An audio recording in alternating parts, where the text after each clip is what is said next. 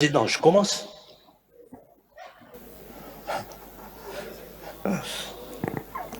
مساء الخير عليكم. أزول فلاون سالفرحة مقران إدروحة السيديو أرديني تسداويتنا وبوداو باش الشركة سيدون أرتي من اللي ثانية يعنان أندوك لنا دل جوذي عتوني روحة ديال كان اللي ندير أرديني. Le même jour, le 4 juillet, c'était le 60e anniversaire de l'indépendance. قلوقتني نقدمت ديوث المعرض une exposition يعنان les rapports de la société savante GIMAB avec les acteurs du mouvement national et de la guerre de libération. Dans cette exposition, il y a 33 panneaux يون ديكسن يعني ديال جوذي عتومي.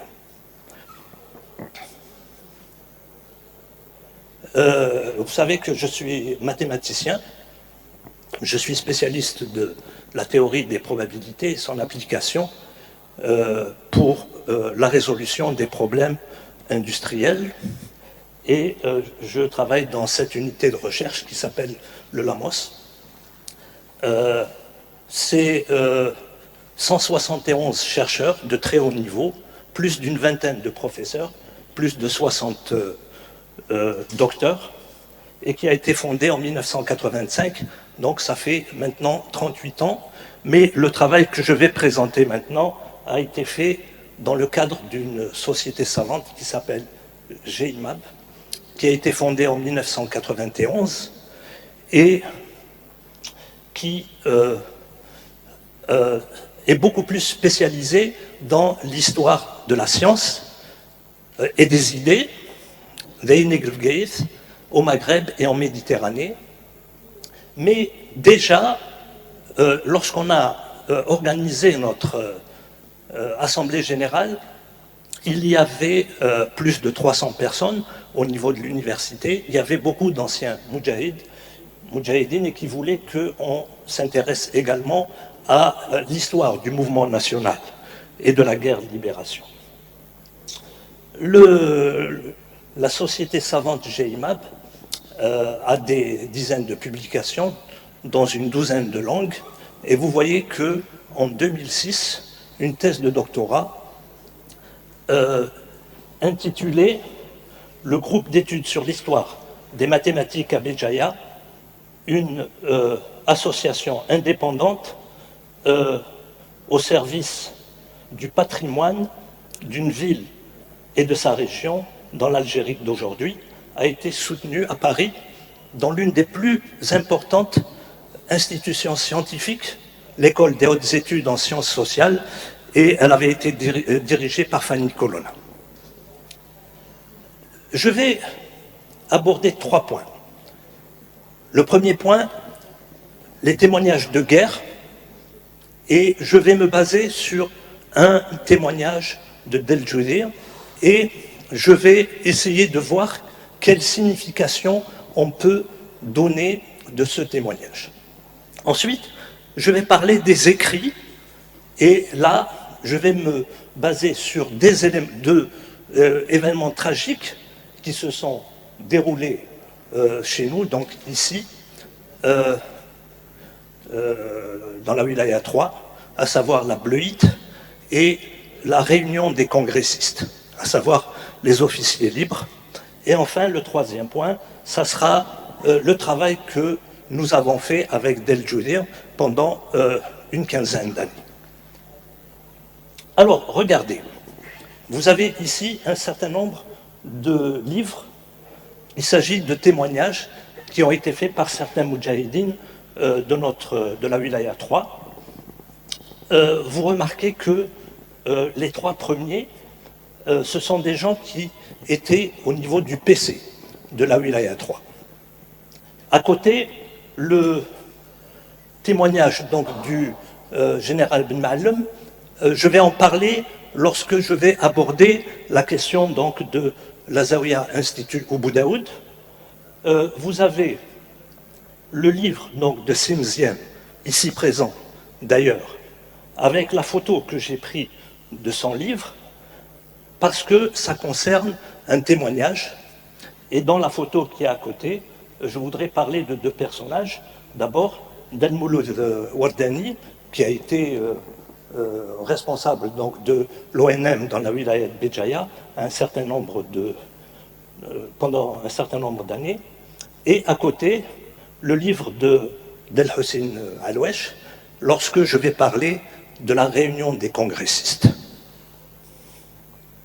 Alors, le témoignage, il concerne un personnage, c'est mon oncle qui s'appelle sous-lieutenant Mohamed Saïd Aïssen, que l'on voit sur la photo d'en haut, à côté de Amirouche. En bas, on voit donc Darachid Adjaoud, et on voit sa photo lorsqu'il avait été fait prisonnier. C'est l'une des photos les plus célèbres le concernant.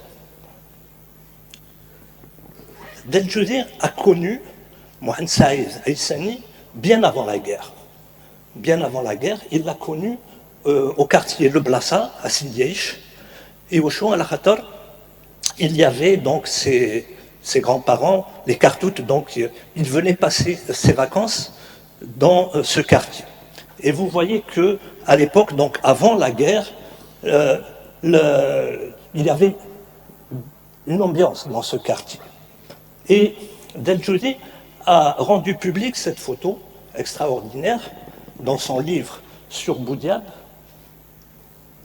qui concerne, vous voyez donc, on voit Mohamed Saïd Aïssani avec à côté un certain nombre de personnes qui vont par la suite devenir célèbres.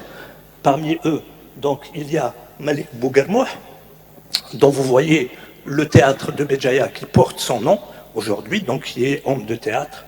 Et il y a également l'ingénieur Abdelhafez Ihdaden, qui est le premier ingénieur atomiste algérien. Et vous voyez ici, c'est nous-mêmes qui avons fait le dossier de baptisation du collège de Malla à Sidiaïch, il y a quelques années de ça. Alors, ce témoignage, il est lié à la consommation de tabac pendant la guerre. Salah Meshakra a consacré un passage concernant justement cet événement en disant que le FLN avait interdit la consommation de tabac, mais il dit qu'au niveau du PC de la Wilaya 3, il y avait beaucoup des dirigeants du PC qui fumaient ou bien qui chiquaient. Et il explique le tabac. Qui est-ce qui leur ramenait le tabac? Et il explique que c'était interdit et que beaucoup de personnes ont été punies pour avoir été, comment dirais-je, surpris. Il y a même eu, vous savez, le FLN à un moment donné, qui ont interdit un certain nombre de choses et il y a eu des événements tragiques. Il faut se rappeler ce qui s'est passé pour la fameuse nuit rouge de la basse vallée de la Soumam. Et bien sûr, le congrès de la Soumam a condamné donc cet événement, mais voilà. Donc Deljouzi, qu'est-ce qu'il fait? Il va faire un témoignage sur justement Mohamed Saïd Aïssani. On le voit ici. Donc vous voyez, il y a beaucoup de photos donc, de son arrestation. Et vous savez qu'il a été arrêté au moment donc, où justement à Jebel Tamer, lorsque donc, le colonel Amirouche et le colonel Silhouès sont morts. Et après, il va être suicidé Ça veut dire quoi? Ça veut dire que jusqu'à présent, nous ne savons pas où se trouve son corps.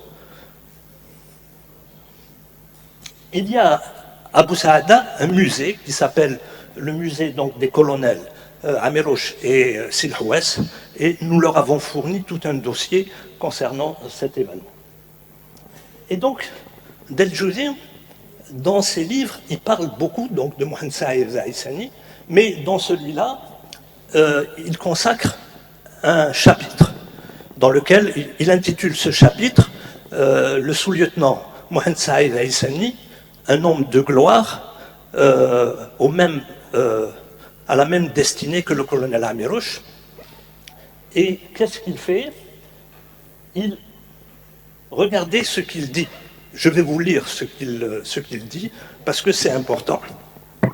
Donc, qu'est-ce qu'il dit? Donc là, on voit donc au PC de la Wilaya 3, Amirouche rencontre donc Mohamed Saïd Zaïsani, et qu'est-ce qu'il dit? Amirouche le toisa, puis le salua d'une manière courtoise. Le lendemain, il le prit à part et une discussion prolongée s'engagea entre les deux hommes. Nous remarquions qu'un courant de sympathie est passé entre eux. Désormais, ils se voyaient souvent au point où Mohamed Saïd devint le conseiller d'Amirouche. Il nous semblait déceler une certaine familiarité entre eux.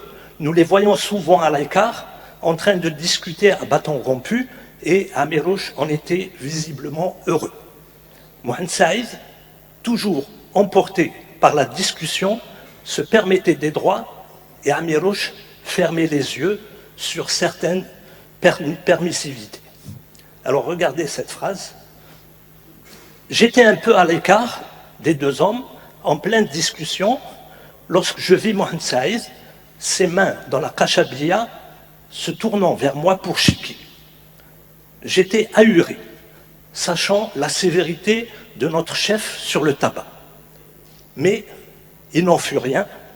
Lorsque Mohamed Saïd se tourna vers son interlocuteur pour continuer la conversation, Amirouche, avec un rire malicieux, lui fit un signe de tête, toujours souriant, une manière de lui dire qu'il n'était pas dupe, mais qu'il fermait les yeux. Alors Del Juzir m'avait raconté ce témoignage bien avant qu'il commence à écrire ses livres. Peut-être dans les années 80, il m'avait fait ce témoignage à plusieurs reprises d'ailleurs, et lorsqu'il va écrire son premier livre en 2004, il va venir dans mon bureau pour me le dédicacer. Alors, ce témoignage, il faut essayer de l'analyser pour comprendre quels étaient les rapports de Mohamed Saïd avec Amirouche.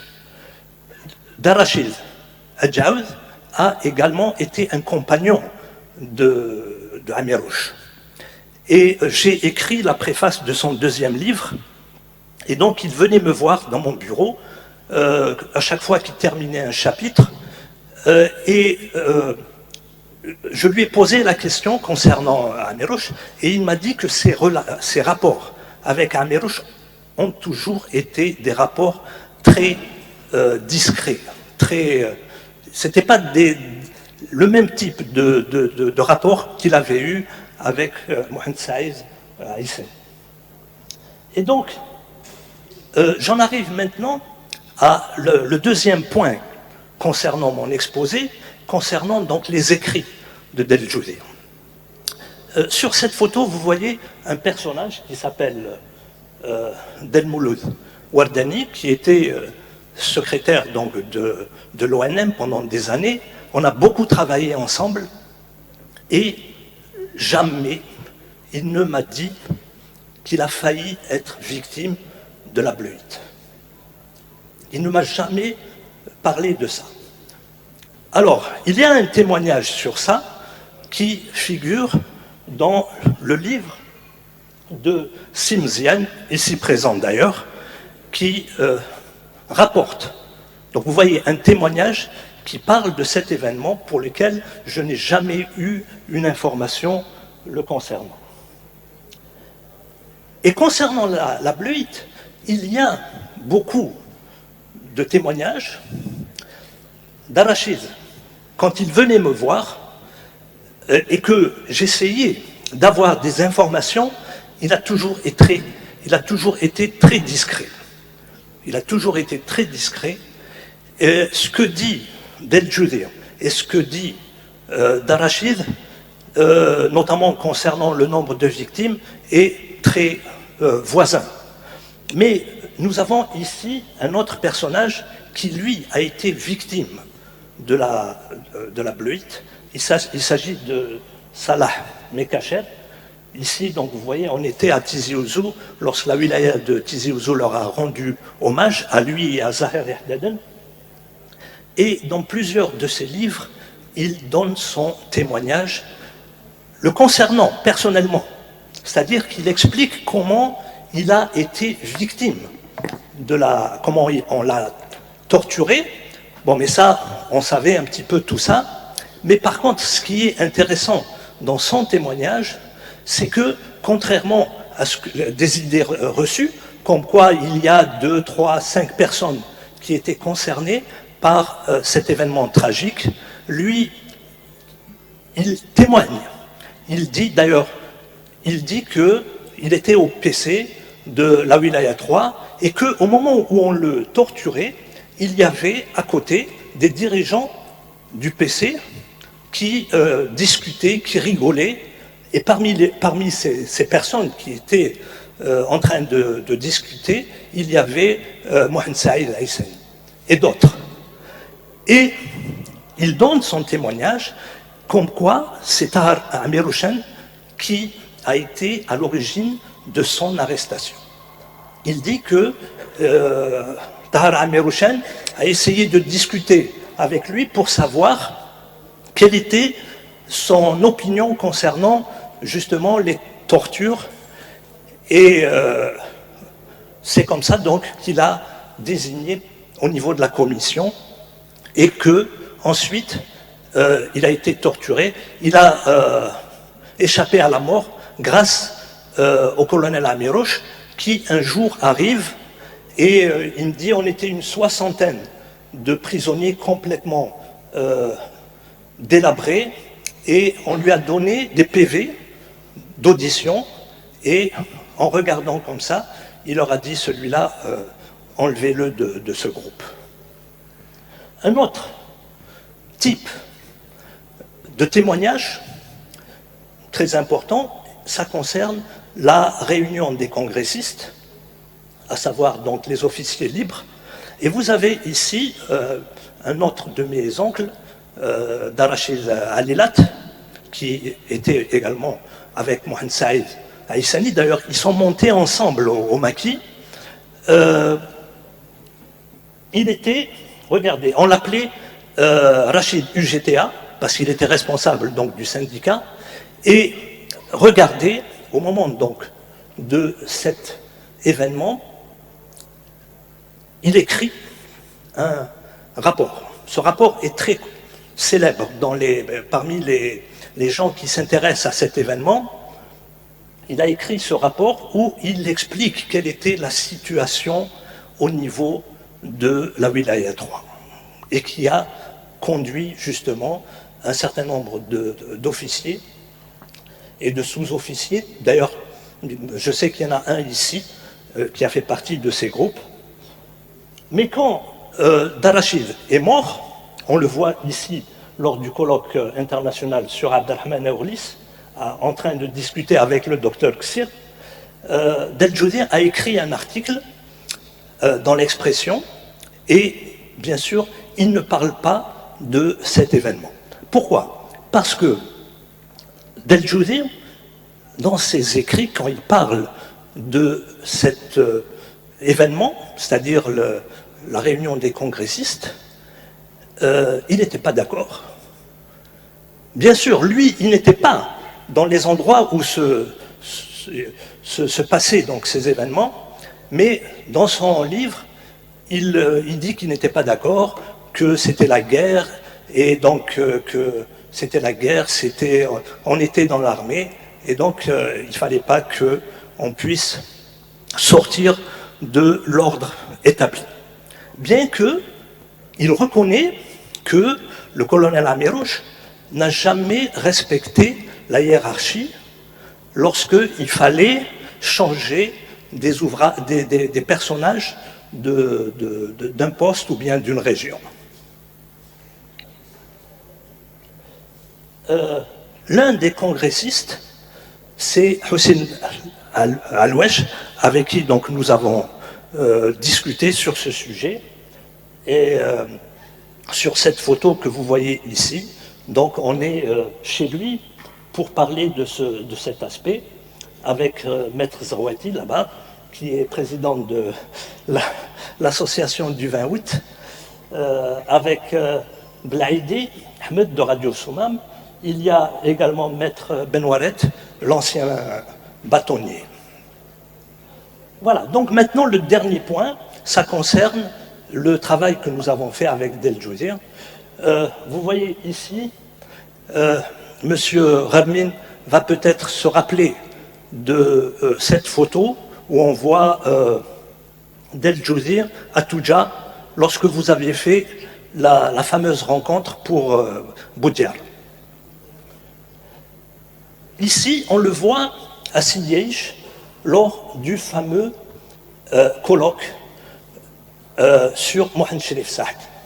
Donc, vous voyez où il y avait toute une brochette donc, de anciens du mouvement national, avec ici Reda Malek, avec Cheikh Bouhamran, avec Ali Haroun, etc.